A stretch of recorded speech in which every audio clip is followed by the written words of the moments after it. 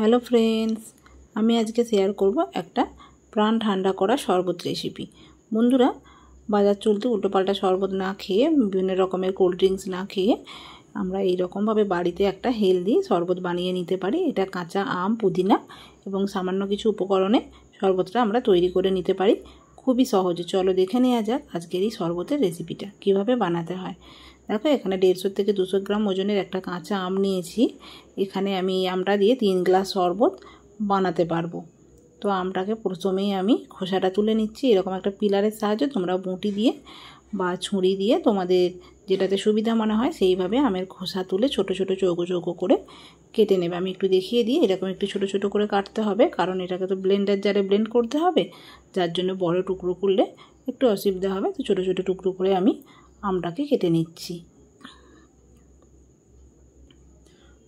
সমস্ত আমটা আমি ছোট ছোট টুকরো করে কেটে নিলাম।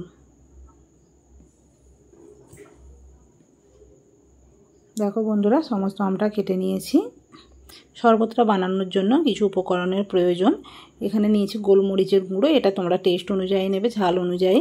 জিরের গুঁড়ো নিয়েছি চা চামচের 3 ভাগের 1 ভাগ, 1 টুকরো লেবু আর বিট লবণ। আমের টুকরোগুলো আমি দিয়ে দিলাম ব্লেন্ডার জারে।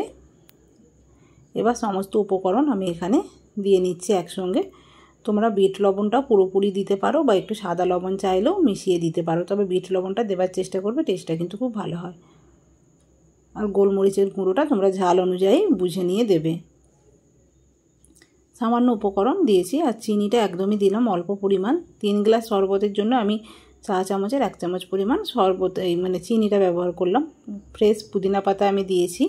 পুদিনা পাতা কিভাবে স্টোর করলে 15 দিন পর্যন্ত একদম ফ্রেশ থাকে সেটা দেখিয়ে দেবো তোমাদের পরে। দেখো কত সুন্দর রয়েছে, 10-12 দিন হয়ে গেছে এটা আমার।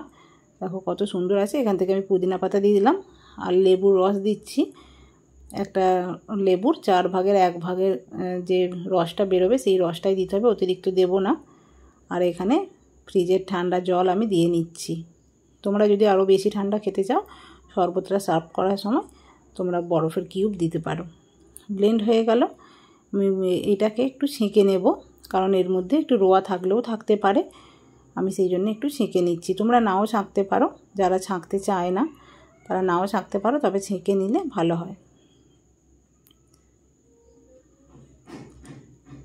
আমি ছেঁকে নিচ্ছি এইভাবে।